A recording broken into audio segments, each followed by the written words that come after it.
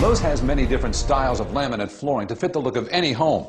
But before you install any type of flooring, make sure you prep your subfloor. To learn how, watch the subfloor prep videos at lowes.com/videos. Also, print out the instructions for this project.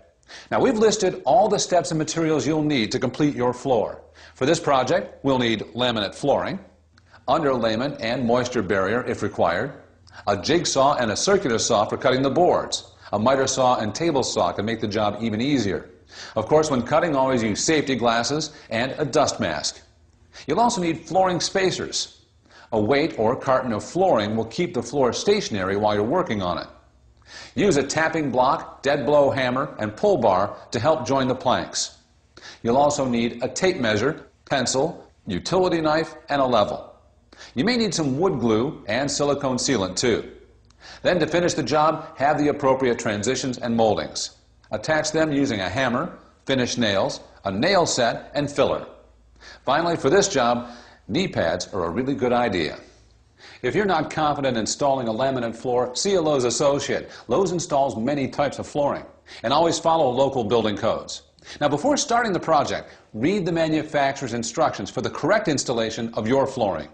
You'll also find information regarding types of subfloors and moisture tests. If you're installing over concrete, a moisture barrier is required. Laminate floors are known as floating floors because they're not physically attached to the subfloor. They can be installed over ceramic, vinyl, concrete, or in our case, plywood. We've already prepped our subfloor by removing the baseboards and carpet and leveling the surface like we showed in the subfloor prep videos. We don't have to install underlayment because our new flooring has it pre-attached, and our subfloor does not require a moisture barrier. One note to make before the installation: be sure to bring the flooring into the room so it can acclimate to the temperature and humidity for 72 hours if required by the manufacturer. Okay, let's get started. We lay our flooring with the tongue side toward the starting wall and the groove toward the open area of the room. But check the instructions for your floor. For the first piece in the corner, use a saw to cut the tongue off the long side that will be against the wall. Remember to wear your safety glasses. Cut the tongue off the long side for all the other pieces of row 1 as well. Our flooring manufacturer calls for a 1/4-inch expansion gap around the perimeter of the floor, so cut the planks accordingly and use spacers to maintain that gap. When the boards in row 1 have been prepped, it's time to start assembling the flooring.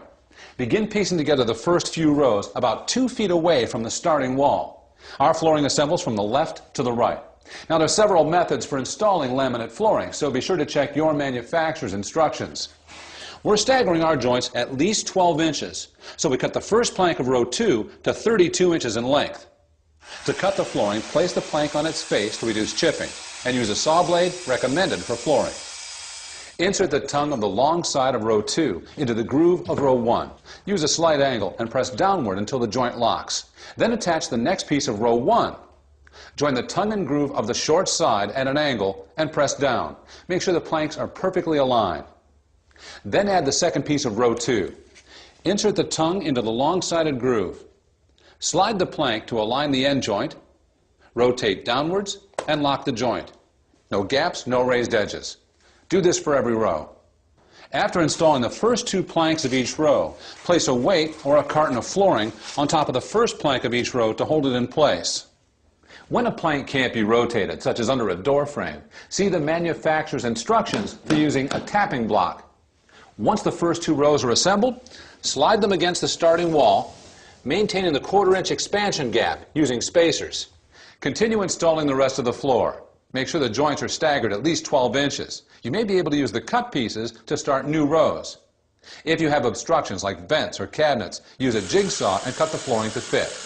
Make sure you include the expansion gap. And when installing around a toilet or tub, apply a silicone sealant to form a watertight seal. When you get to the last row, measure the distance between the wall and the last installed row. Then subtract the expansion gap. This is the width needed for the final row. When marking the cut line, don't measure from the tongue. Then cut the plank along the line. If needed, insert the last row with a pull bar. Follow the manufacturer's instructions for installing the transition strips and moldings. Now, if you installed a separate underlayment, cut the excess around the perimeter of the floor. The last step is to attach the baseboards to the wall, not the floor. This floor looks great.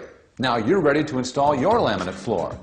But before you begin your flooring project, check out our other flooring videos at lowes.com/videos.